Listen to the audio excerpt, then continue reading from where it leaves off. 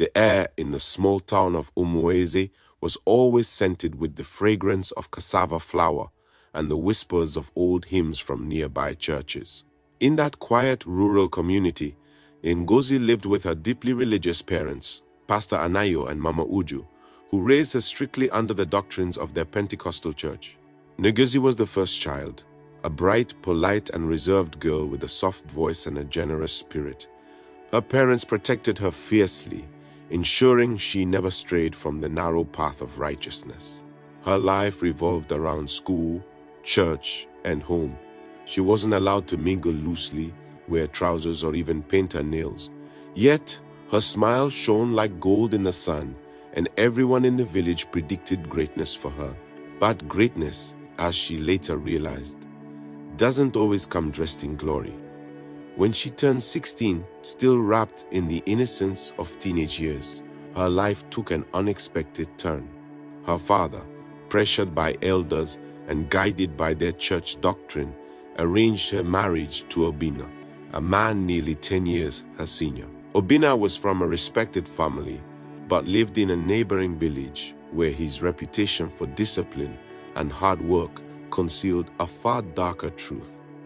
From the first week in Obina's compound, Ngozi began to feel like a prisoner rather than a bride.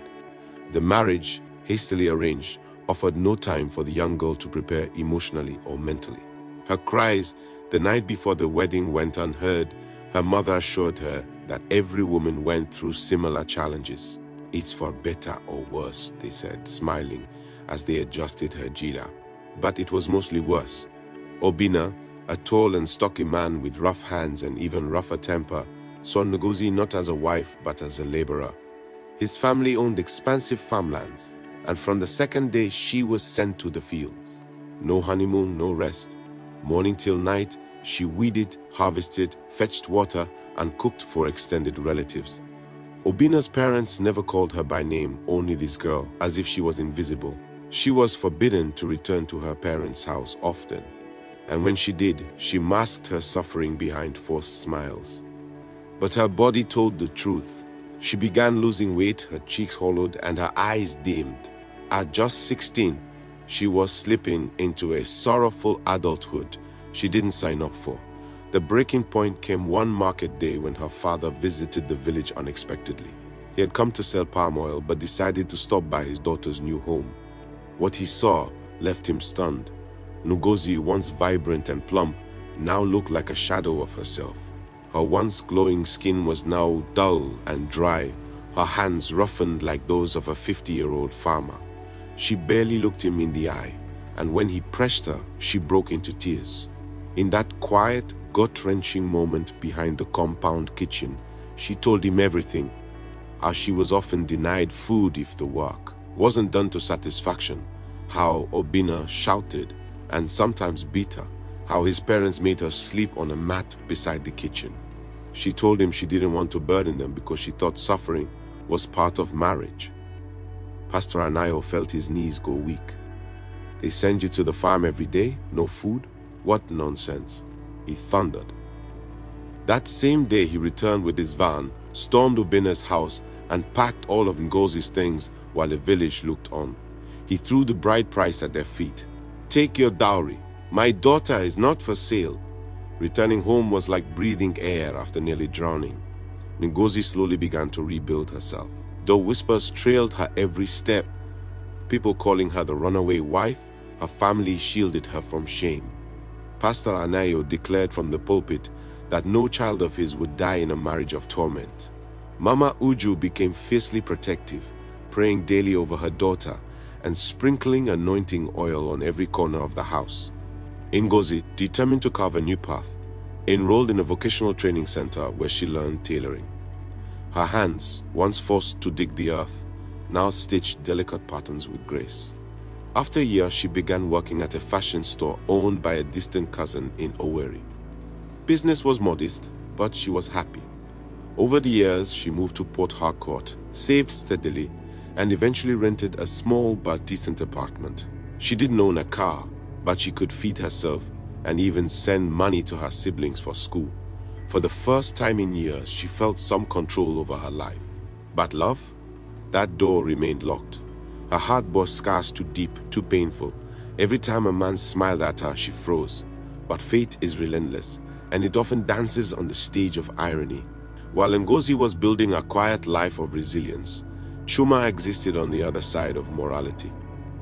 Born in the heart of Enugu to a respectable family, Chuma's father was a stern headmaster and his mother a devout Anglican teacher. They spoke English at home, read scriptures during dinner, and enforced discipline with the rigidity of a military school. Yet Chuma, with his charming eyes and smooth tongue, chose a different path. He was brilliant, no doubt. When he spoke English, even educated elders nodded in approval, but school bored him. By SS2, he was already hooked on codeine and cough syrup, smoking cheap weed behind classroom blocks, and skipping exams. Eventually, he dropped out. His father nearly disowned him, but his mother begged for patience. With a face carved by angels and a body shaped like an action hero, Chuma became every village girl's fantasy. But behind that handsome exterior was a soul darker than a moonless night. He became a player, not just of hearts, but of lives. He'd promise marriage to girls, take their money, and vanish. His smile was a trap, and many fell for it. The peak of Chuma's treachery came when he seduced a married woman named Ifonanya. She was beautiful, wealthy, and dangerously naive. Chuma convinced her that her husband was a tyrant and that he, Chuma, was her salvation. "Once I make it, I'll marry you," he whispered, stroking her ego and ambition. Smitten beyond reason, Ifonanya stole nearly ₦1 million from her husband's business account and handed it to Chuma. With a bag of cash and zero conscience, Chuma vanished into thin air. When Ifonanya's husband discovered the betrayal, he sent her packing. Ifonanya was disgraced, her name dragged through the mud. Every day, she cried and cursed Chuma, calling upon the gods of her ancestors and the fury of scorned women. But Chuma, now in Lagos, didn't look back. He used part of the money to rent a flashy apartment in Festac and spent the rest on clothes, clubs, and drugs. Eventually, the money ran out. Needing a new hustle, he joined a gang of local 419 IAs, advance fee fraudsters. They scammed unsuspecting victims through fake business deals, spiritual rituals, and love cons. For Chuma, it was just another game. But Lagos, with all its glitter, was about to weave him into Ngozi's story in ways no one could predict. Their paths crossed on a rainy Wednesday afternoon at a banking hall on the island. Ngozi was there to deposit cash from a bulk order she'd sewn for a corporate event. Chuma, ever the opportunist, noticed her beauty first, then the fat envelope in her hand. He approached with his usual confidence, introduced himself as a diamond exporter who dealt with clients in Dubai and Sierra Leone. Ngozi wasn't one to fall easily, but Chuma had upgraded his lies. He spoke of offshore accounts, pending wire transfers, and being temporarily cash-strapped. At first, she was indifferent, but days later, they bumped into each other again, this time at a friend's party. He was more charming than ever. Slowly, he chipped at her walls. He didn't pressure. He acted like a friend. She found herself smiling again, talking again. When he said he needed to borrow some money for a shipping transaction, she believed him. Not a lot, just 20,000 naira, then 50, then 100. And he always promised to pay back. Weeks turned into months, and by the time she realized what was happening, she'd lost over 400,000. But she was too ashamed to speak. The shame of being duped again choked her. Unbeknownst to Chuma, Ngozi wasn't as defenseless as she looked. Her younger brother, Emeka, a university dropout turned street king, had been watching from the shadows. Emeka was the opposite of his sister, rough, feared, and always armed. Everyone in Ajegunle called him Machine Gun. He ran with the boys who controlled the motor parks and settled disputes between rival cults. When he learned from Ngozi's close friend that she was giving money to a man she barely knew, he began investigating. The streets talk, and it didn't take long for Emeka to trace Chuma's movements. Word spread fast that Chuma was swindling Ngozi, and the boys warned him to back off.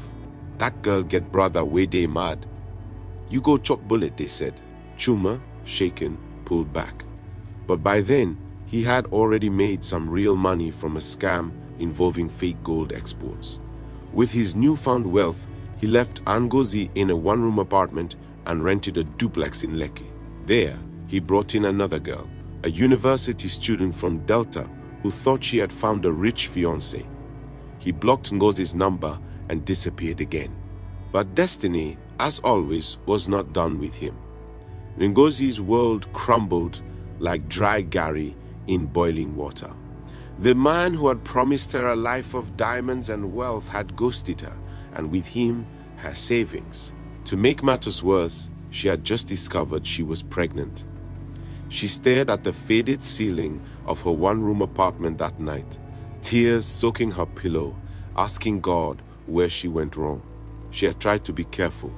She had avoided men for years, but Chuma had disguised his wickedness so well. She thought he was different. She thought maybe, just maybe, God had remembered her. Instead, she was carrying a child for a ghost. Her strength waned. She threw up every morning, dragged herself to work, and came back to an empty room with a dim bulb and louder regrets.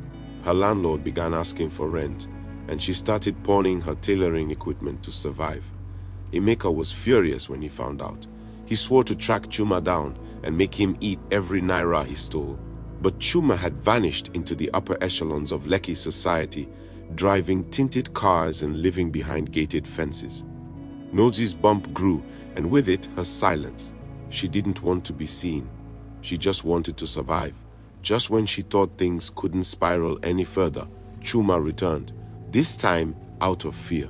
Word on the street was that Emeka was planning something brutal, and Chuma didn't want to end up a headline.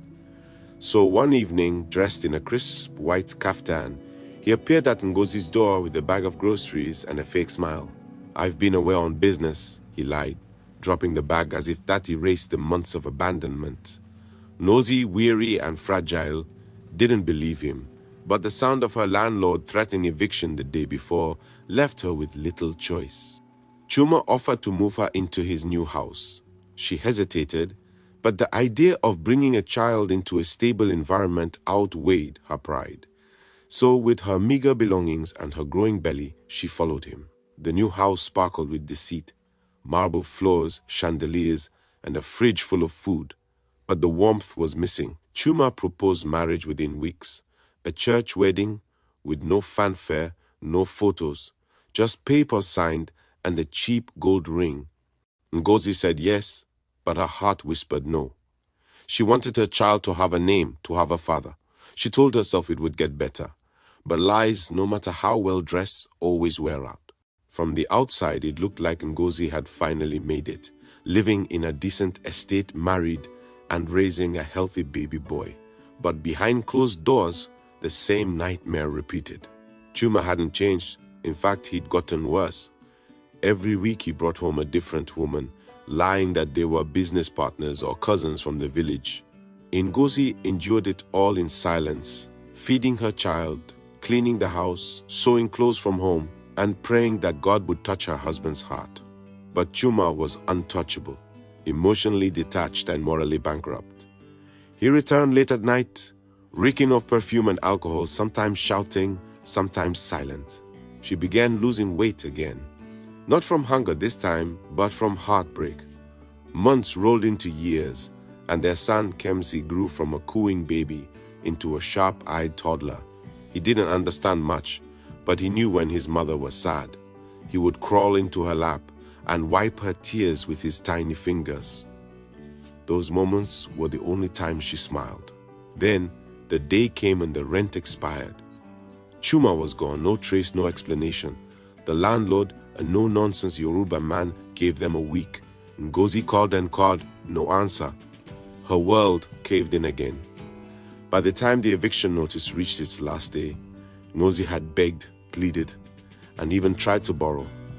But there was no help. That morning, under the glaring sun, she sat outside the house with her son and her bags, watching as her belongings were thrown out like trash. Neighbors shook their heads in pity, but pity didn't pay rent. Emeka arrived with his boys that afternoon. One look at his sister, seated beside a mattress on the ground with a child clinging to her chest, was enough to awaken the beast in him. "I'll finish that boy," he vowed, clenching his jaw. Ngozi begged him to leave it alone. "I don't want blood," she whispered. "I just want peace." Emeka didn't understand peace. Peace didn't help people survive. But he nodded and helped move her things to a small room behind the church where she could stay temporarily. From that point, Ngozi stopped expecting anything from Chuma. She focused on tailoring and raising her son. Her faith in God remained, but her faith in love, dead. Meanwhile, Chuma continued his life of deceit. He moved in with the Delta girl and spent lavishly. But Lagos, like karma, always collects its debts sooner or later. 1 year passed, then 2. The pattern repeated. Chuma would return broke, take Ngozi to a new place, promise change, then vanish again. The third eviction broke her spirit. By then, Kamsi was 5 years old and already understood too much. One night, as they dragged their things onto the street again, Ngozi sat beside a dusty suitcase, staring at the moon. "God, are you watching?" she asked. Her prayers didn't echo anymore. They fell like stones into the silence. The next morning, with no money and no hope, she made a decision. She called a long-lost friend in Abuja who worked with a travel agency.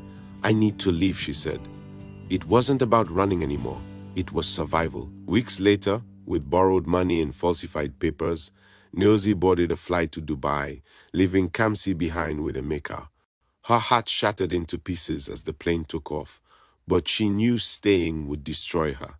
In Dubai, she worked as a cleaner in hotels, washing bathrooms and scrubbing bathtubs. It was demeaning, exhausting, but peaceful. No lies, no betrayals, just work. She sent money home monthly, made video calls with Kamsi, and slowly began healing. Meanwhile, Chuma's life in Lagos started falling apart, piece by piece. It began with a call from a man named Big Fish, a known figure in Lagos underground circles. Chuma had swindled him months back, promising fake containers of engine oil from Dubai. Big Fish had paid 1 million naira. No delivery, no refund. Now he wanted revenge. Chuma's name was passed around street boys like fire on dry leaves. Calls were made. Guns were cleaned. Everyone knew it was just a matter of time. One evening, while returning from a party in Sorile, Chuma sensed he was being followed. He sped up, took turns, ran red lights, but the black SUV behind him didn't stop. At a junction near Ojo Legba, he jumped out of his car and ran. A bullet flew past his ear. He dodged into a gutter, slipped, and heard a loud crack. His right leg twisted like cooked spaghetti. The men didn't find him that night, but his leg was broken. The hospital confirmed it. Fractured tibia and shattered knee. Surgery was done, but walking would never be the same again. Chuma now moved with crutches, limping through the same streets he once swaggered. The women disappeared, the friends vanished. And money? It stopped coming. Lagos had turned its back. He tried calling Ngozi, thinking perhaps she would pity him, maybe send money for medication. But her number was unreachable. He called Emeka once. Emeka laughed so hard the line cut. Alone in a small face-me-I-face-you apartment he could barely afford, Chuma lived like a ghost. One day he checked Facebook and saw photos of Ngozi abroad. She looked happy, full, glowing, healed. And there beside her was Kamsi, now older, with a school uniform and bright eyes. Chuma felt a pang in his chest. Not guilt, never guilt, but envy. He believed she owed him something. That night, he drank himself into a stupor and cried for the first time in years. Nobody came. The Delta girl had left, saying she couldn't stay with the cripple. All those he had conned were now his enemies, sworn enemies. The street no longer smiled at him. His crutches echoed through alleys where people used to chant his name. The man who once had diamonds on his tongue now had sores on his feet. Karma had come, not in thunder, but in slow decay. He was alone, and the world was happy to forget him. But fate hadn't finished with him yet. One evening, as he lay on a worn-out mattress in a hospital ward, admitted after collapsing from untreated ulcers, he saw a woman walk in. It wasn't Ngozi. It was Ifonanya, the same woman whose marriage he destroyed years ago.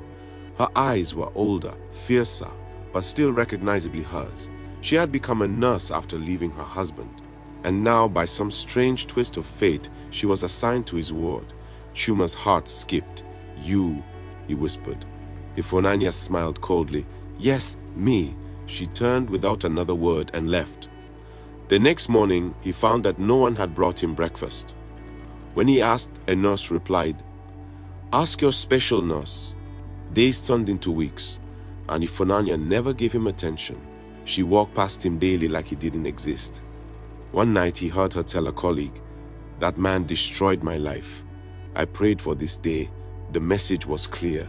No one was coming to save him, not even food. His bed sores worsened, his body reeked, and the ward slowly became his coffin." He knew then that his end had come, not with glory, but with rot. And for once in his life, Chuma felt fear. Chuma's breath grew shallow.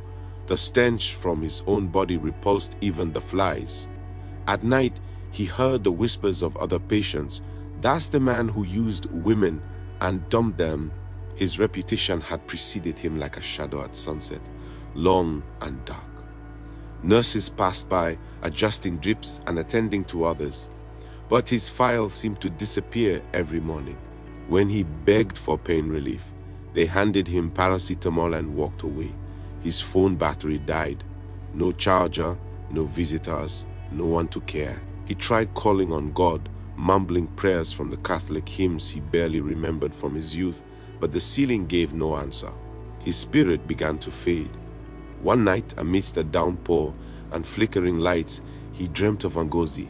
She was dressed in white, standing at the foot of his bed with Kamsi beside her. They stared at him with eyes full of pity, not hatred. "Please," he whispered, "forgive me." But they turned and walked into the darkness. When he woke, tears soaked his cheeks, his pillow damp with sweat. His leg itched beneath the cast, his mouth dry like desert sand. He knew then he was already a ghost, still breathing, only because death had not yet signed the paperwork. Elsewhere in Dubai, Ngozi walked into a tailoring shop she had opened with her earnings. The clean white walls smelled of fabric and hope. Embroidery machines whirred in the background as apprentices stitched orders from high-end clients. Her business had grown fast, thanks to word of mouth and her reputation for excellence. She wasn't rich, but she was stable. She now had a small car, a studio apartment, and a good school for Kamsi. Each morning, she knelt by her bed and thanked God, not for wealth, but for deliverance.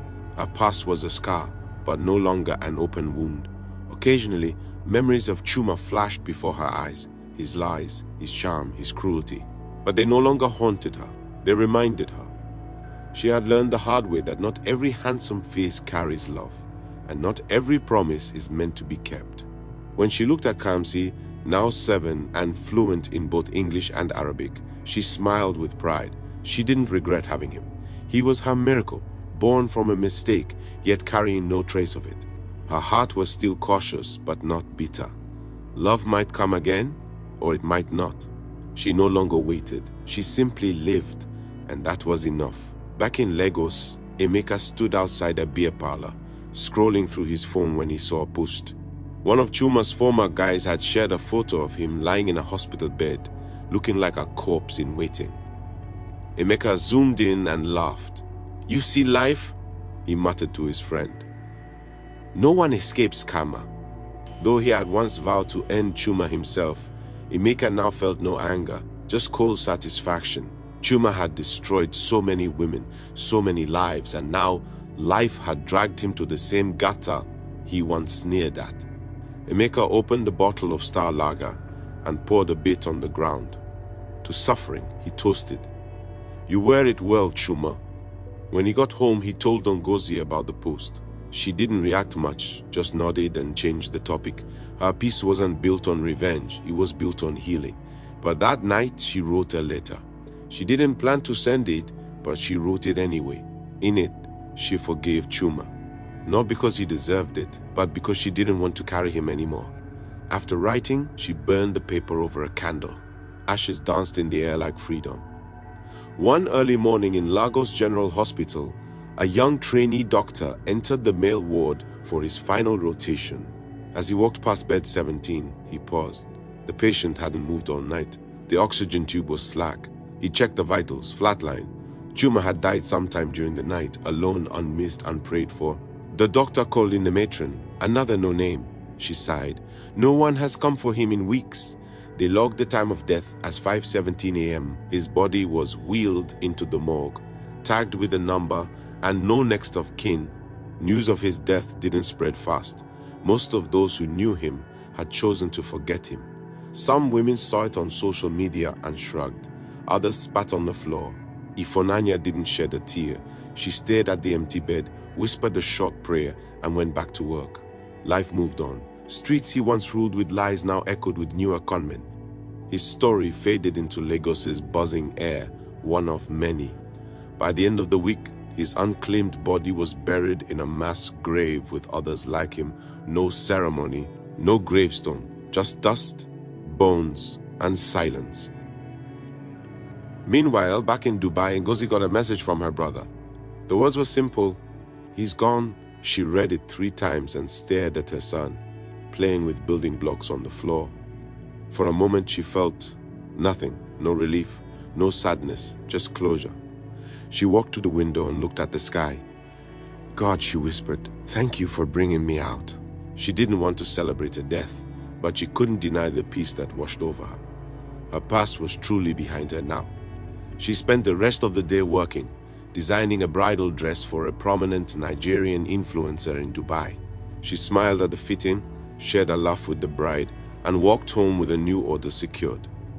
That night, she read Kamsi a story and tucked him in. Mommy, he asked, will I ever meet my father?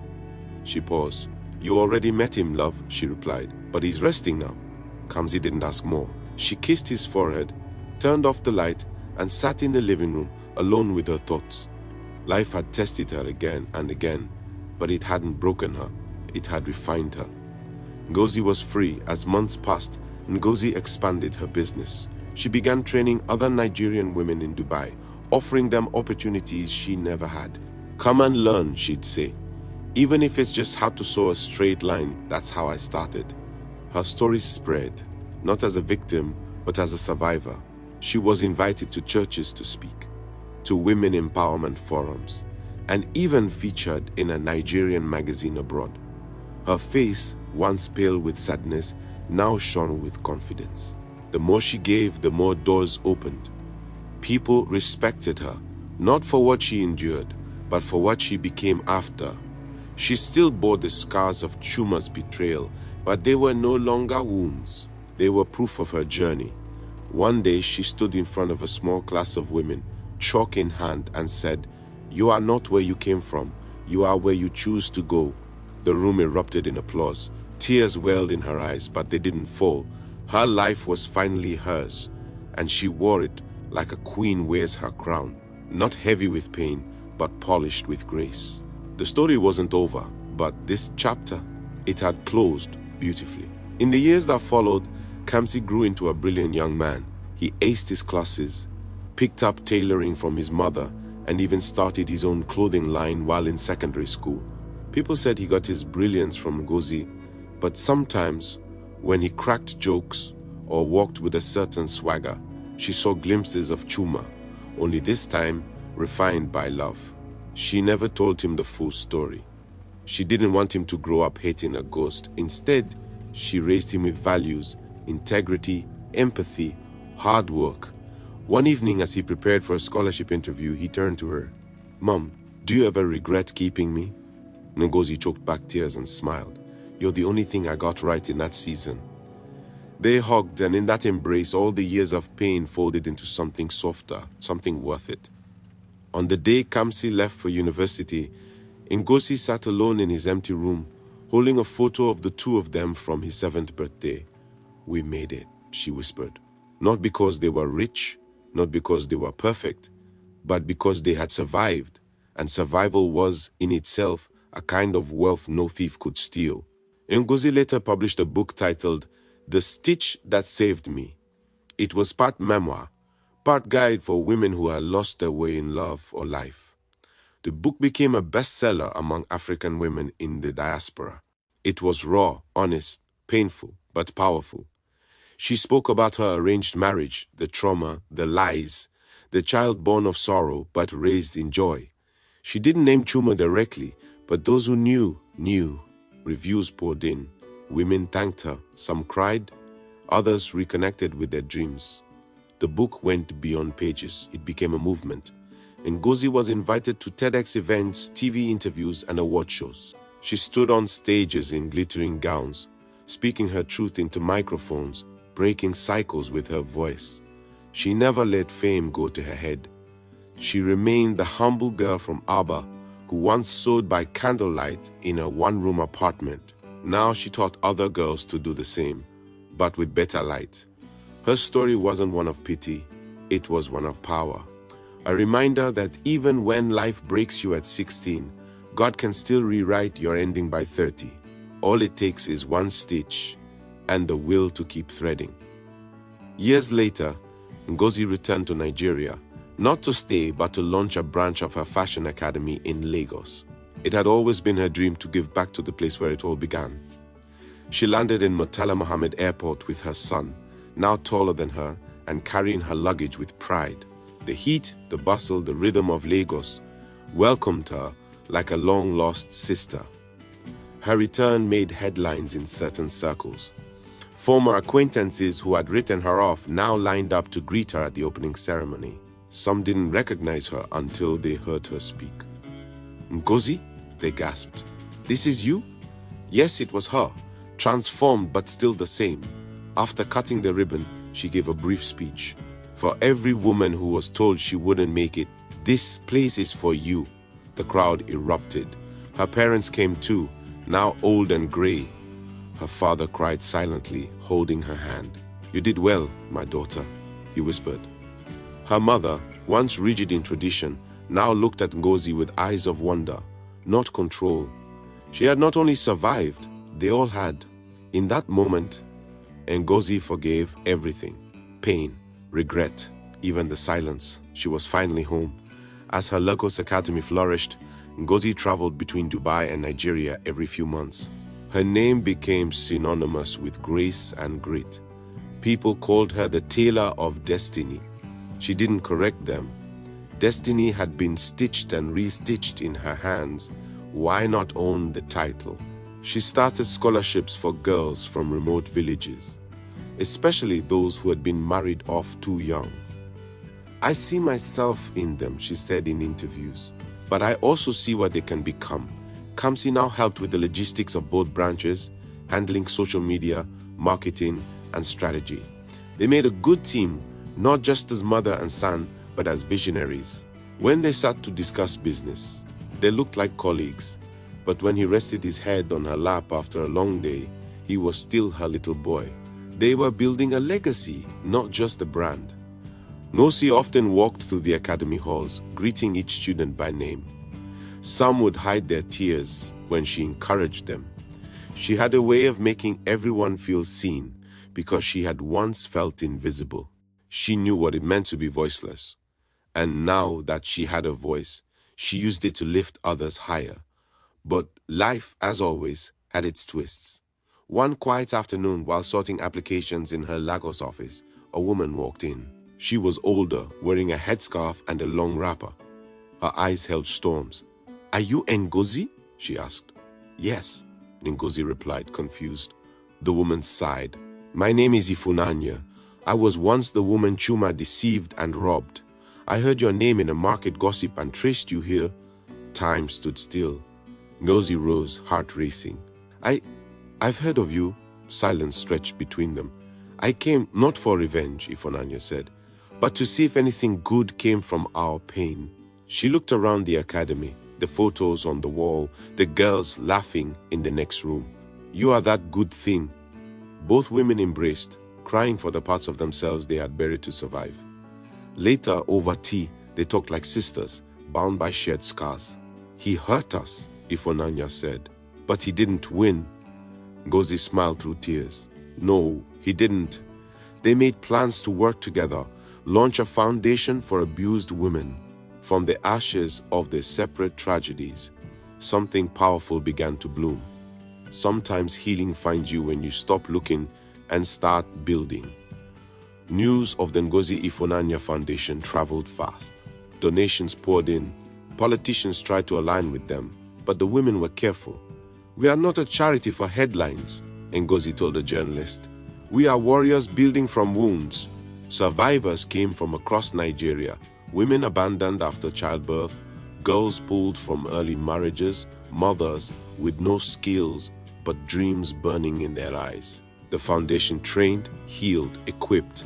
Ifunanya oversaw the emotional healing programs, using her own journey as a mirror. Ngozi handled skills and business mentorship. Together, they were unstoppable. One woman's transformation stood out, a 16-year-old named Oluchi, rescued from a trafficker ring. Ngozi saw herself in her. She took her in like a daughter. Oluchi cried at her first paycheck, holding it like treasure. "I can finally send money to my siblings," she said. Ngozi hugged her, overwhelmed by what a single act of rebellion years ago, leaving Chuma, had grown into. From pain to power, from tears to triumph.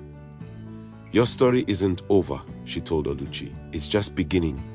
In that moment, Ngozi understood something deeper. Her suffering hadn't been in vain. It was the seed. And now, gardens were growing where sorrow once lived. What better revenge than healing? One evening, Ngozi returned to the small village where she was once married off. Her presence caused a stir. Women gathered with wide eyes. Children ran beside her car. Elders came to greet her, some with guilt in their faces. She smiled through it. Not every wound needed reopening. She went to the house where she once lived, now abandoned and swallowed by weeds. She stood before it in silence, Kamsi beside her. "This is where I lost myself," she said, and found the will to rise. Kamsi didn't speak. He just held her hand. The man who had once been her husband was long dead, drowned during a flood 2 years earlier. His parents had moved away. The past had dissolved.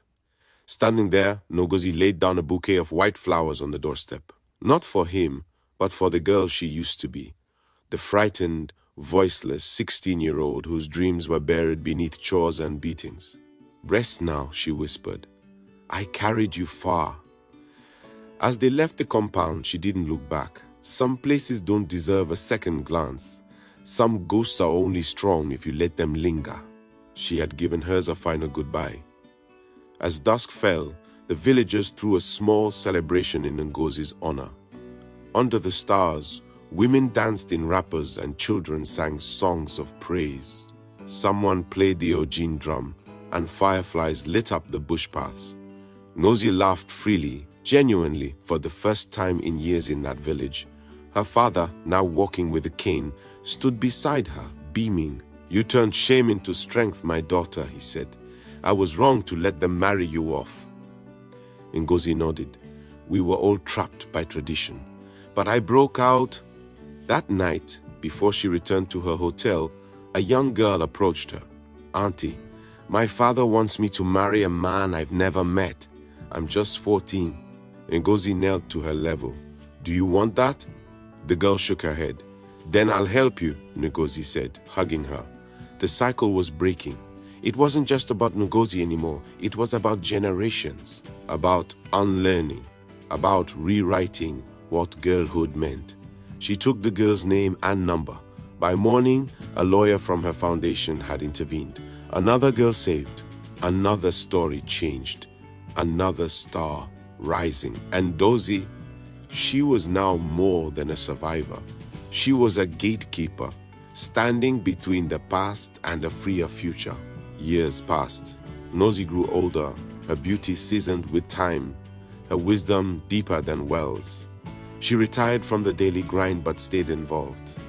Kamsi had now opened 2 new branches of their academy, one in Ghana and another in Kenya. They were invited to international conferences. Ngozi gave keynotes with grace and power. At one such event in Geneva, she ended her speech with words that stayed etched in every heart present. "If your story started in pain, don't end it there. Rewrite it. Even ashes can bloom." The hall erupted, cameras flashed. But that night, alone in her hotel room, she sat quietly, sipping tea. She opened her journal and wrote, "I am grateful for the heartbreak, the betrayal, the shame. Without them, I would have never discovered this fire inside me. Her phone buzzed. A text from Oluchi: "Today, I got a visa to study in Paris. Thank you, Mama Ngozi, you changed my life." She smiled, wiped a tear, and whispered, "Thank you, God." Her life had not gone as planned, but it had gone as purposed. The universe had taken her pain and painted it into something breathtaking. She was no longer just a name. She was a legacy. On her 60th birthday, Ngozi hosted a grand gala in Dubai. Former students flew in from across the world: London, New York, Nairobi, Accra. The hall was decorated in gold and royal purple. A massive LED screen played clips of her journey from Abaa to Dubai. Kamsi gave the opening speech. "I am who I am because of one woman, a woman who refused to let pain define her, a woman who made stitches out of scars." "Happy birthday, Mom," Ngozi cried openly on stage as guests stood and clapped for 5 minutes straight. The event raised millions for the foundation. More importantly, it raised hearts. That night, she danced, not for show, not for survival, but for joy. She danced with students, with women she once rescued, with her son. And as she turned beneath the lights, her soul spun too, like a dervish free from chains. For once, there were no flashbacks. Only now, only peace, only purpose. When the music faded and the crowd thinned, she sat at the center of the stage and looked up. "I made it," she whispered. "I made it out, and I made it matter." And in that moment, the girl who was once forced to marry at 16 finally felt whole.